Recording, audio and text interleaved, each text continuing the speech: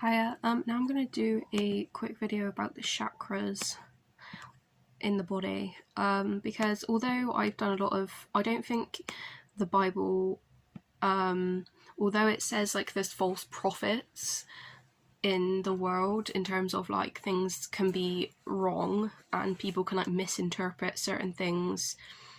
Okay, right, they talk about false prophets in the Bible, which I do want to do more research on, to be honest, so I'm not going to talk about that now, but I think chakras, which is a holistic practice, a holistic health practice, which is, I think, recognised in holistic practicing of health and well-being and stuff, so I'm going to talk about that because I believe in this as well. It is a bit of a holistic thing, but I think it's well recognised among holistic health a lot of the time, so I'm going to put a little picture somewhere, probably here, so I might want to move this across so you can actually, oh, do you know what, I'll sort it out in the editing process, I can't bother to mess around. So, first one is the crown chakra, which represents knowledge, consciousness, fulfillment, spirituality, and it's like the quote is, "I understand," so that's like this area, like the spirituality area, sort of like above your head, kind of area. It's hard to describe chakras. I suppose it's just like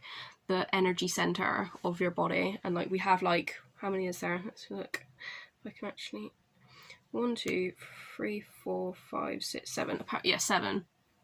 So and you can actually get like chakra like crystals and stuff. I'm not like a massive crystal person, and I don't want to like go into the realms of like the false prophets or whatever, and I don't know enough about that to be educated on that topic right now, but let's just like talk about chakras. I've just done a Bible video, so I'm very like religiously orientated right now, but I do think there's like also other things to consider, much as the Bible's like my first port of call in hopefully a lot of things. There's obviously other things in life apart from the Bible as well. So yeah, chakras, I understand, center. The second one is our mouth. Oh no, it's our eye, sorry. It's called the third eye chakra, intuition, lucidity, meditation, trust, and the idea is I see. So yeah, this would be to do with, yeah, self-explanatory, I suppose. And I'll talk more about them at the end if I just talk through them now. Throat chakra, communication, expression, creativity, inspiration, I talk.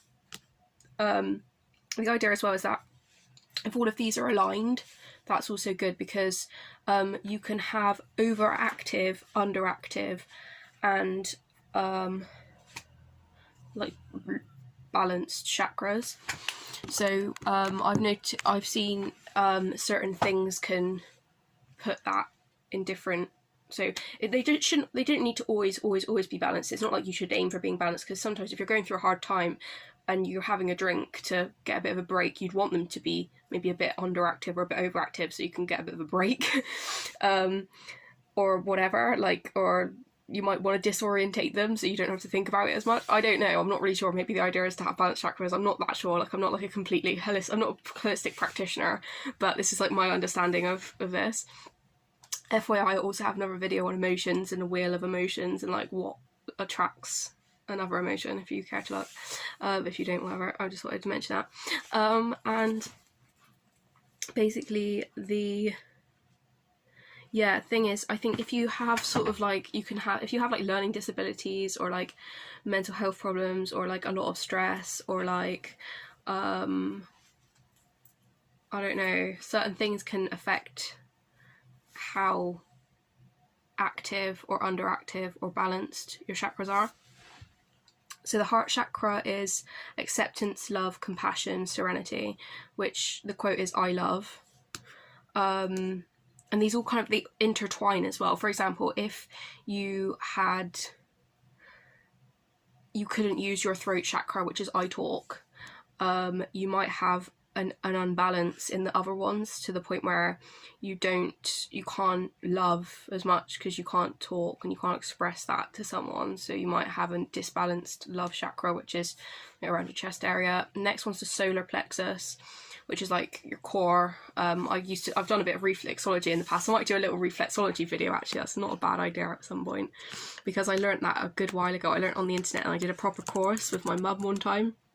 It was just a little mini course in the evening, but I'm not qualified or anything, but it was just to learn about it. And I did it in the hands as well. It's really interesting because the bottom of your hand corresponds with the top of your hand. Sorry, the top of your body corresponds with the top of your hand, the bottom of your body corresponds with the bottom of your hand. The same on your feet. But anyway, I'm not doing that now. But yeah, I found that really interesting. So yeah, the solar plexus: strength, personality, power, determination, and the quote here is "I do" that they've used. Below that, around your belly button, sort of like just under your belly button, is your sacral chakra, which is sensuality, sexuality, pleasure, sociability, and the quote is "I feel." And your root chakra is energy, stability, comfort, safety, and the root chakra's quote is "I am."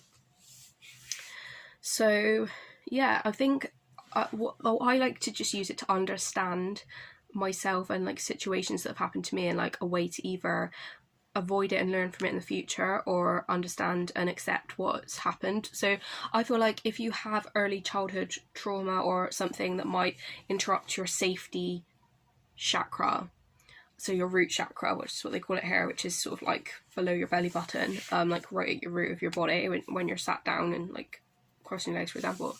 If you have something that messes with that, like it would just destabilize the rest of your chakras, like, you know, like, and then if you put that into behaviorism, that could show up in a certain way. So I'm not going to like explain like loads of scenarios, but I'll just, if I can think about another one. So for example, if you're overworking yourself at work or at school, you might have an overactive crown chakra, which is associated with knowledge. So, you know, I think, for example, because I had a lot of other issues, my chakras got all screwed up when I had issues with my health, which is part of the reason why I'm interested in it. Do you know what I mean? Because it's always nice to get a different look on something. I do think there's something to be said for holistic practices. It's not I think it's just about looking at the level of the hierarchy of how, not hierarchy, but kind of a hierarchy, in that I would like when I was in my mental health service, they called it holistic approach, the way they took the, like, so that was actually very holistic based, the way that they, like, even talking therapy, that is in some ways activating your throat chakra, which is talking therapy because you talk, and then that's supposed to align the rest of your chakras if you look at it from that sense. But yeah, there's something really, really genuine about holistic practices, but it's maybe not using them as a substitute. Well, you can use them as a substitute, but if higher services are needed, like but holistic practices, there's a lot to be said for it, but it's just, it doesn't overtake science, or not science, but it doesn't overtake the health service, which maybe is the first port of call.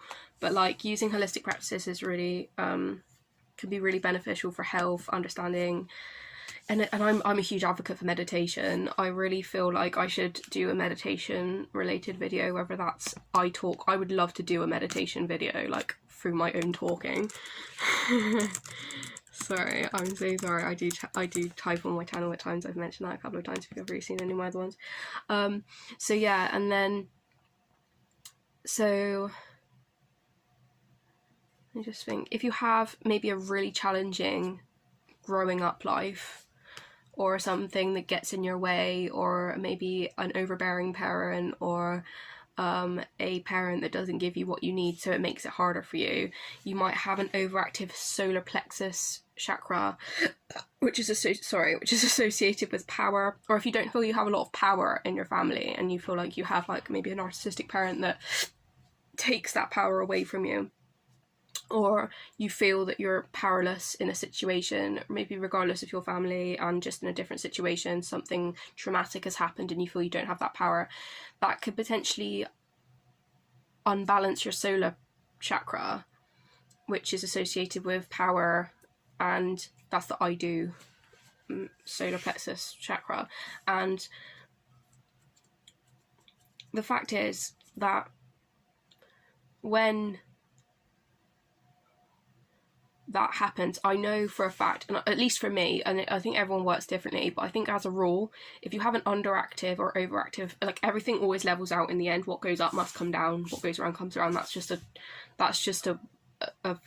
turn of phrase that is pretty universal So if you have an underactive chakra, it might just come out as an overactive chakra. So I feel like if I had a lack of that as a younger person, I don't want to keep, like, it's not like a woe is me video, like this happened to me, this has happened to me, this hasn't happened to me, whatever.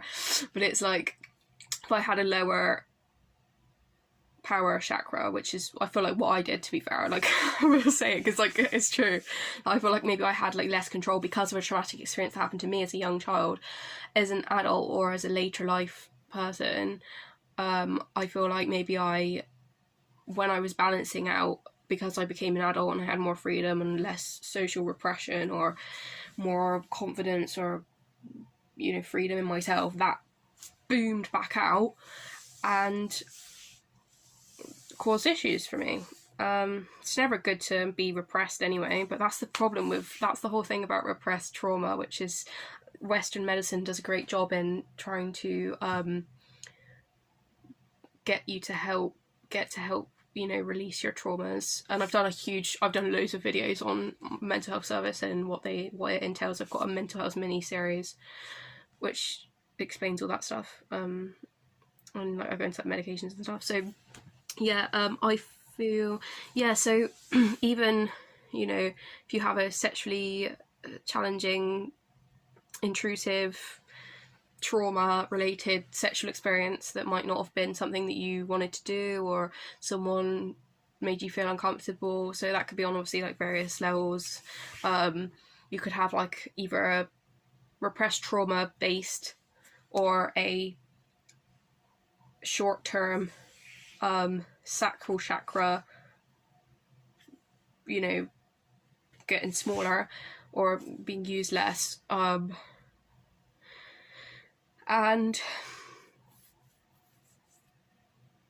yeah, it's just really interesting how they all interlink, and it's very interesting how it all kind of makes sense in the end once you start. I feel like it can make a lot more sense when, especially, like, I feel like mental health, especially being in a service, if you're having to take medication, if you've ever tried to take medication and be in a mental health service, it's often very chaotic. Even though I didn't go to a hospital, it's very hard to think about holistic shit like this, because like, not often you have a lot more going on. You have like weekly therapy, and that's more than enough to be thinking about, rather than involving chakras and stuff. So it's since I've finished all that stuff that I've really been doing holistic stuff. And the fact is, you don't really need to the point where your medication kind of controls those levels anyway. I feel like the medications work on certain areas of your brain that kind of keep you leveled out, to the point where you don't really need to be worrying about chakras, because obviously that's kind of the point. Like, chakras are great in like holistic practices, but obviously that's why the medication and the therapies come first if you do have like a genuine problem that needs to be like seen or whatever. And not that everyone does, sometimes people just go through waves of, and I'm starting to see that more. I feel like it was actually a real transition for me when I finished my mental health service. I'm going off topic here, but the fact is, the good thing about holistic practices is that if you have like other, what they call in the mental health service, like tools in your toolbox, you can turn to that rather than trying to get more therapy or whatever, because a lot of the time you can resolve these issues with time and, you know, journaling and stuff. Therapy is always going to be there for anyone. So I've literally tangented massively, so let me see if there's any other ones that might so another one, heart chakra, which is the I love quote. One of the words that relates to the heart chakra is acceptance. So if you haven't accepted something, either a truth that you can't come to terms with, a death or a situation or a person, this can make your heart chakra smaller.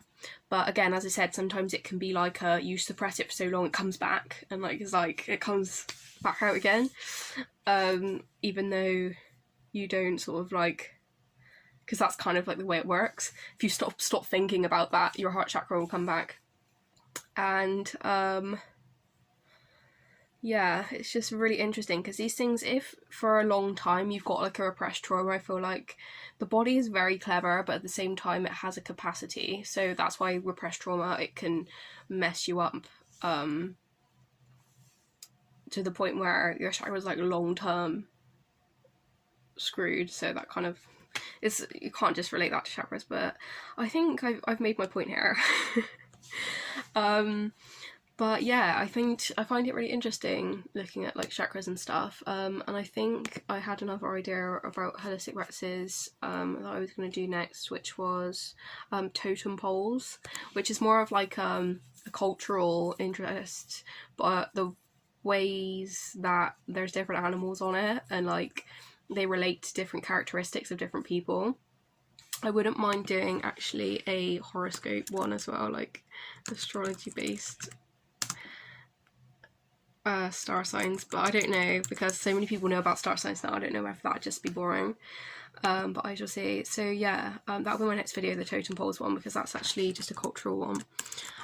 So yeah, go check that out if you want. Thank you for listening, and I put up videos every week, so feel free to subscribe if you don't. I've got many other videos on my channel.